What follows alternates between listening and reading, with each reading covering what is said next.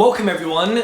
Who am I with? Spot the Dave. And Tej Talks. We're talking about mortgage valuations or revaluations, Yes. often for remortgages. So Or on refinances. properties we already own, Yes. we've bought with investor finance, bridge, cash, whatever, and now we're trying to get onto the mortgage so we can breathe. And keep it in the long-term portfolio. Yeah, and then make some profit after Exactly. this point. So, we have a different strategy, HMOs buy-to-lets. Yeah. We also have different ways of approaching surveyors. Yeah. You love your surveyors, right? I do. I think it's key to build relationships with surveyors, and I always make sure that I am meeting them on site and that I'm giving my mortgage valuation pack. Interesting. So I used to do that. Interesting. And what I found is, at least for buy-to-lets, as much as they liked me, and actually with friends in buy-to-lets, as much as they liked them, oh, what do you want it to stack up for? Oh, you want 100 grand? Oh, okay. You get the report, 75. You're like, what the?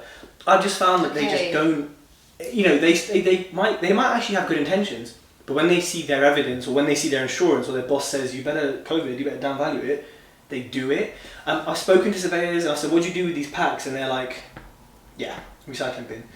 Okay. But then that, it could just be the 4 or 5 surveyors I've met. Whereas I've had the opposite feedback from the surveyors that I've met. So pre-COVID, just as the world was grappling with it, whilst like the whole of Europe was in lockdown and the UK was getting there, I had 2 mortgage valuations, met the surveyor both times, 7 days apart. One was on a Friday, the week after Friday.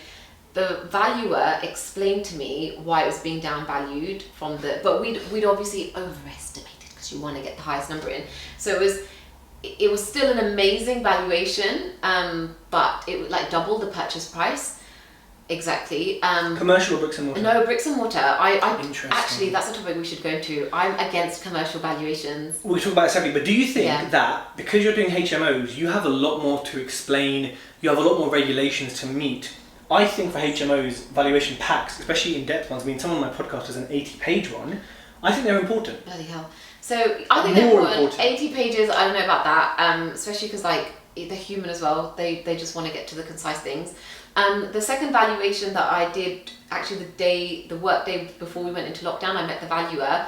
I actually didn't have a set of professional photos because the cleaner was in there. He said, I want your numbers. Give me your numbers.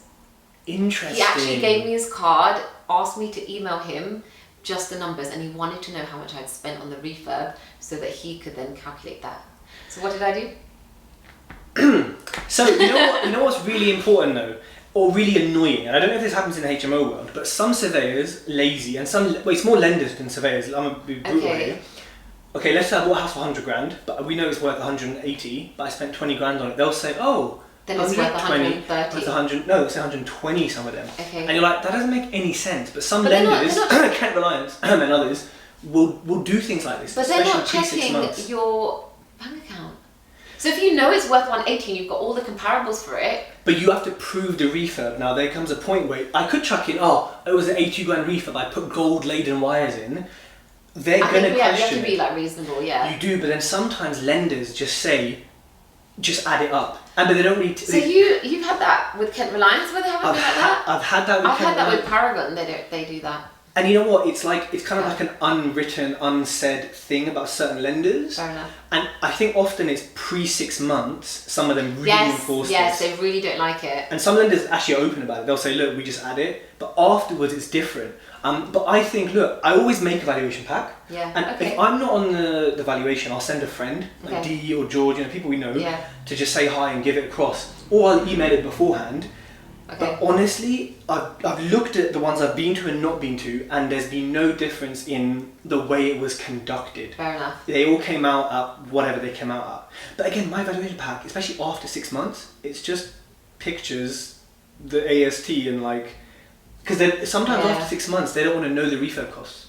So, I think it's really dependent on lenders. So when you speak to your broker, come back and watch this video, and you'll take certain bits from either one of us that applies to you. And it just depends what the broker says. Actually, I once sent my valuation pack to my mortgage broker, and then when we were applying for a different lender, he sent the one that I'd sent him 8 months prior to the lender, was like, this is my client, look at the standard and quality of her HMOs that she does. I had no relationship with this new lender, and my broker picked up the phone to me. He was like, Davinder, by the way, I sent that pack. Obviously, I've sent him in the nature that he's going to have my back and be pushing the fact that I want to, like, you know, increase the mortgage like valuation and the NGDV.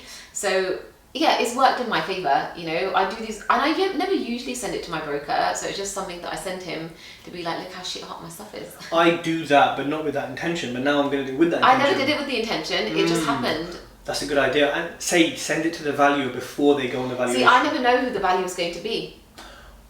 They text me the night before and tell me. Okay, so I have a text And I know message. some of them now as well. I have a text message, but I don't know who it's going to be. Fine. So speak to your broker, come back and watch this video and take the points that apply to you.